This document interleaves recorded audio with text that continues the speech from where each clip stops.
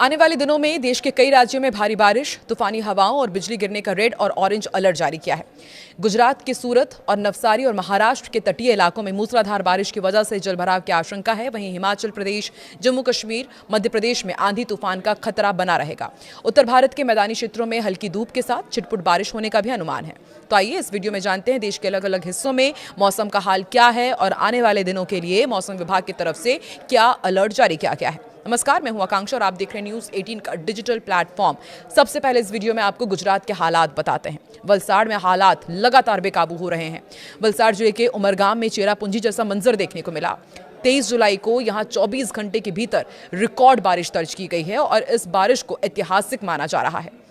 भारत मौसम विभाग ने देश भर के 24 घंटे में हुई सर्वकालिक सर्वाधिक बारिश के आंकड़ों में उमरगाम अब तीसरे स्थान पर पहुंचा दिया है। देश के अलग अलग हिस्सों में मानसून का मिजाज काफी सख्त बना हुआ है।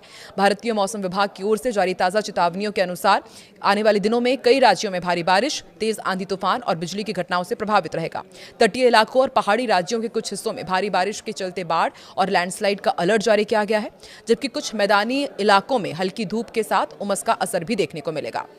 वलसाड़ चेरापूंजी को टक्कर दे रहा है। आपको जानकर हैरानी होगी, गुजरात के वलसाड़ जिले स्थित उमरगाम में चेरापूंजी जैसी ऐतिहासिक बारिश दर्ज की गई है। 24 घंटे के अंदर यहां पर 1064 मिलीमीटर यानी कि करीब 42 इंच बारिश हुई, जिससे पूरा इलाका जलमग्न हो गया। देश भर में 24 घंटे के अंदर काफ़ी ज़्यादा बारिश भी होने वाली है। तीसरे स्थान पर पहुंचा हुआ है वलसाड़ का उमरगाम और इस मूसलाधार आफत के चलते राज्य के वलसाड़, नवसारी, सूरत में रेड अलर्ट जारी किया गया है। वहीं दिल्ली और हिमाचल प्रदेश सहित अन्य राज्यों के लिए भी तेज बारिश और आंधी की चेतावनी दी गई है। IMD की रिपोर्ट के मुताबिक गुजरात, महाराष्ट्र, मध्य प्रदेश, हिमाचल प्रदेश, जम्मू कश्मीर जैसे राज्यों में आने वाले दिनों का मौसम काफ़ी संवेदनशील रहने वाला है। दक्षिण गुजरात के वलसाड़, नवसारी, सूरत जैसे तटीय जिलों में मूसलाधार बारिश का रेड और ऑरेंज अलर्ट जारी किया गया है। साथ ही यहां पर 60 किलोमीटर प्रति घंटे की रफ्तार से तेज हवाएं चलने और भारी जल जमाव की आशंका है। दूसरी तरफ पहाड़ी राज्यों में हिमाचल प्रदेश के शिमला, मनाली, कांगड़ा, जम्मू कश्मीर के डोडा, किश्तवाड़, श्रीनगर में तेज गरज चमक के साथ बारिश और बिजली गिरने का भी खतरा है। मध्य प्रदेश के इंदौर, देवास, छिंदवाड़ा जिले में भी तूफानी हवाओं के साथ मध्यम से भारी बारिश हो सकती है। उत्तर भारत के मैदानी इलाके जैसे कि दिल्ली, पंजाब में धूप और बादलों की आवाजाही के साथ हल्की बारिश की संभावना बनी रहेगी। अब आपको एक एक करके अलग अलग राज्यों के अलग अलग जिलों की जानकारी देते हैं। सबसे पहले बात गुजरात की ही करते हैं। सूरत में मूसलाधार बारिश और तेज हवाओं का अलर्ट जारी किया गया है। जलभराव की भी आशंका है। नवसारी में एक बार फिर से मूसलाधार बारिश का अलर्ट है और 60 किलोमीटर प्रति घंटे की रफ्तार से हवाएं चलने की चेतावनी है। अहमदाबाद में दिन भर काले बादल छाए रहेंगे, मध्यम से भारी बारिश के आसार हैं। तो वहीं राजकोट में हल्की से मध्यम बारिश होगी, हवा में नमी और उमस बनी रहेगी। महाराष्ट्र में मुंबई में तटीय इलाकों में भारी बारिश की संभावना है। जल जमाव का भी खतरा है। पालघर में तेज हवाओं के साथ भारी बारिश का ऑरेंज अलर्ट जारी किया गया है। पुणे में दिन भर रिमझिम और बीच बीच में तेज बारिश की संभावना है। नागपुर में आंशिक रूप से बादल छाए रहेंगे और कुछ इलाकों में हल्की बौछारें भी हो सकती है। मध्य प्रदेश के इंदौर में तूफानी हवाओं और गरज चमक के साथ तेज बारिश की चेतावनी है। वहीं भोपाल में रुक रुक कर बारिश का दौर जारी रहेगा। तापमान में गिरावट दर्ज की जाएगी। वहीं देवास में तेज हवाओं के साथ मध्यम से भारी बारिश का अनुमान है। जबलपुर में गर्जना के साथ हल्की से मध्यम बारिश होने के आसार हैं। वहीं हिमाचल प्रदेश में शिमला में भारी बारिश का अलर्ट जारी किया गया है। तापमान में गिरावट दर्ज की गई है। ठंडक और बढ़ेगी। वहीं कांगड़ा में तेज गरज चमक के साथ मूसलाधार बारिश होगी और आकाशीय बिजली का भी खतरा है। वहीं मनाली में भूस्खलन संवेदनशील क्षेत्रों में बारिश, पर्यटकों के लिए चेतावनी जारी की गई है क्योंकि यहाँ पर भूस्खलन हो सकता है। सोलन में मध्य से भारी बारिश का अलर्ट है। रास्ते बाधित होने की भी आशंका है। जम्मू कश्मीर का भी अपडेट जान लीजिए। श्रीनगर में बादल छाए रहेंगे, तेज हवाओं के साथ बारिश होने का अनुमान है। वहीं जम्मू में गर्जना और आंधी के साथ मध्यम से तेज बारिश की संभावना है। अनंतनाग में पहाड़ी इलाकों में हल्की से मध्यम बारिश हो सकती है। ठंडी हवाएं यहां पर चलेंगी। वहीं डोडा में भारी बारिश की चेतावनी जारी की गई है। नदी नालों के पास ना जाने की सलाह दी गई है। छत्तीसगढ़ का अपडेट है कि कोरिया में तूफानी बारिश का ऑरेंज अलर्ट है। तेज हवाएं चलने का अनुमान है। रायपुर में बादलों की आवाजाही के बीच हल्की से मध्यम बारिश की संभावना है। वहीं बिलासपुर में दिन भर बादल छाए रहेंगे और कुछ स्थानों पर हल्की बौछारें भी होंगी। दुर्ग में उमस के साथ हल्की बारिश या फिर गरज चमक की स्थिति बनेगी। असम के डिब्रूगढ़ में भारी बारिश और तेज तूफानी हवाओं का अलर्ट जारी किया गया है। वहीं जोरहाट में मध्यम से भारी बारिश की संभावना है। मौसम नम रहेगा। वहीं तिनसुकिया में झमाझम बारिश और गरज चमक के साथ बादल छाए रहेंगे। गुवाहाटी का अपडेट आपको दे दे। हल्की धूप के बाद बादलों की आवाजाही और हल्की बौछारें यहां पर देखने को मिलेंगी। राजस्थान के उदयपुर में बादलों की घटा के साथ मध्यम बारिश का दौर देखने को मिलेगा। वहीं जयपुर में आंशिक धूप रहेगी, बादलों की आवाजाही देखने को मिलेगी और हल्की बौछारों की संभावना है। वहीं कोटा में दिन भर नमी रहेगी, गर्जना के साथ हल्की बारिश हो सकती है। जोधपुर में तेज धूप खिलने से तापमान बढ़ेगा। मौसम काफी शुष्क रहेगा।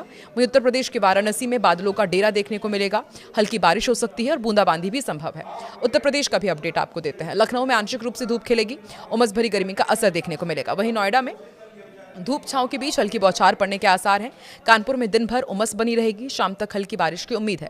वहीं दिल्ली एनसीआर में धूप और बादलों का मिला जुला मौसम देखने को मिलेगा, हल्की बौछारें पड़ सकती हैं। और गुरुग्राम में दोपहर बाद हल्के बादल छाए रहेंगे और हल्की बारिश की भी संभावना है। गाजियाबाद में बादलों की आवाजाही के साथ उमस भरा मौसम बना रहेगा। फरीदाबाद में धूप खिलने से गर्मी रहेगी, कुछ इलाकों में छिटपुट बारिश के भी आसार हैं। अब आपको असम का अपडेट देते हैं। देखिए, असम एक बार फिर से भीषण बाढ़ की चपेट में है। मूसलाधार बारिश हो रही है। राज्य के 16 जिलों में करीब 8 लाख लोग इससे प्रभावित हुए हैं। 50 लोगों की अब तक मौत हो चुकी है। एनडीआरएफ, एसडीआरएफ, सेना और वायुसेना राहत और बचाव अभियान में जुटे हुए हैं। लेकिन सवाल वही है जो हर साल मानसून के साथ उठता है कि आखिर असम में बाढ़ इतनी विनाशकारी क्यों होती है। क्या इसकी वजह सिर्फ बारिश है या फिर इसके पीछे ब्रह्मपुत्र नदी की बनावट, जलवायु परिवर्तन और चीन की गतिविधियां भी जिम्मेदार है। समझाते हैं आपको। देखिए, असम की जो बाढ़ की कहानी है वो ब्रह्मपुत्र नदी से शुरू होती है। तिब्बत में ग्यारलुंग तंगसांगपो के नाम से निकलने वाली ये नदी अरुणाचल प्रदेश में सियांग बन जाती है और फिर असम से होकर बांग्लादेश में एंट्री लेती है। रास्ते में इसमें सुबनसिरी, मानस, जिया भराली, धानसिरी और कोपली समेत 50 से ज्यादा बड़ी सहायक नदियां मिलती है। यही वजह है कि मानसून के दौरान इसमें अचानक बड़ी मात्रा में पानी आ जाता है। दुनिया की दूसरी नदियों के मुकाबले ब्रह्मपुत्र इसकी एक और खासियत है, ये अपने साथ भारी मात्रा में रेत, मिट्टी और चट्टानों का मलबा लेकर भी चलती है। हिमालय अपेक्षाकृत युवा पर्वत श्रृंखला है, इसलिए वहाँ लगातार कटाव होता है। उसका मलबा नदी में आते रहता है। ये मलबा नदी के तल में जमा होता है और इससे कई हिस्सों में नदी उथली हो जाती है और उसकी जल धारण क्षमता कम हो जाती है। नतीजा ये होता है कि बारिश बढ़ते ही नदी अपने किनारे तोड़कर आसपास के इलाकों में फैल जाती है। और एक्सपर्ट्स का मानना है कि पहले भी असम में बाढ़ आती थी, लेकिन अब उसकी तीव्रता और आवृत्ति दोनों बढ़ गई है। इसकी बड़ी वजह जलवायु परिवर्तन भी है। पूर्वी हिमालय और पूर्वोत्तर भारत में अब कम समय में बहुत ज़्यादा बारिश हो रही है। इसे एक्सट्रीम रेनफॉल इवेंट कहा जाता है, जब कुछ घंटों में या 1-2 दिन में ही सामान्य से कई गुना ज़्यादा बारिश हो जाती है। नदियाँ और ड्रेनेज सिस्टम उसे संभाल नहीं पाते। इसके अलावा हिमालयी क्षेत्रों में तेज़ी से हो रहे कटाव के कारण ब्रह्मपुत्र में पहले से ज़्यादा गाद जमा हो रहा है। इससे हर साल नदी का रास्ता बदल जाता है, कटाव बढ़ जाता है। असम में हजारों परिवार हर साल अपनी ज़मीन और घर खो देते हैं। मजबूरी में वो नदी के बीच बनने वाले छोटे छोटे द्वीपों यानी कि चार पर बस जाते हैं, लेकिन अगली बाढ़ में यही इलाके सबसे पहले डूबते हैं। इंसानी दखल भी बहुत बड़ी वजह बनता है। विशेषज्ञ इसे सिर्फ प्रकृति को जिम्मेदार नहीं बताते। उनका यह भी कहना है कि इंसानी गतिविधियों ने भी बाढ़ की समस्या को और गंभीर बना दिया है। राज्य में बड़ी संख्या में वेटलैंड्स पर कब्जा हुआ है।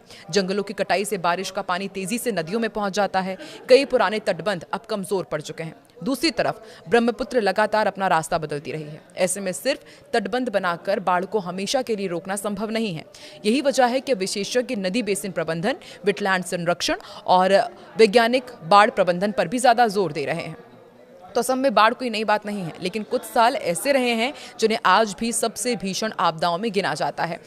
एक बार नहीं, 2 बार नहीं, कई बार असम इसी तरह से काफ़ी ज़्यादा भीषण बाढ़ से प्रभावित हुआ है। 2019 में तो 52 लाख लोग प्रभावित हुए थे। 2022 में 32 जिलों में 56 लाख से ज़्यादा लोगों को प्रभावित किया था। 190 से ज़्यादा लोगों की जान चली गई थी।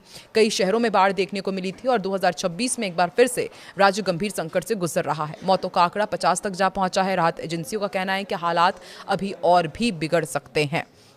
विशेषज्ञों का मानना है कि असम की बाढ़ का कोई एक स्थायी समाधान नहीं है और ब्रह्मपुत्र जैसी विशाल नदियों को पूरी तरह नियंत्रित करना लगभग असंभव भी है। इसलिए अब रणनीति बदलने की ज़रूरत बताई जा रही है। मजबूत तटबंध बनाए जाएं, नदी बेसिन का वैज्ञानिक प्रबंधन हो, आर्द्र भूमि यानी कि वेटलैंड का संरक्षण बढ़े, बाढ़ संभावित क्षेत्रों की वैज्ञानिक योजना बनाई जाए, आधुनिक पूर्वानुमान प्रणाली बनाई जाए और गाँव स्तर तक समय पर चेतावनी पहुँचाना ही नुकसान कम करने का सबसे प्रभावी तरीका माना जा रहा है। आपको क्या लगता है, क्या रणनीति और आगे अपनाई जानी चाहिए और आप देश के हिस्से से ताल्लुक रखते हैं और अभी वहां पर किस तरीके का मौसम है? क्या ज्यादा बारिश हो रही है, बाढ़ की चपेट में है, किस तरह की मदद आप तक पहुंच रही है या फिर सूखे की मार आप झेल रहे हैं? कमेंट सेक्शन में जरूर बताएं।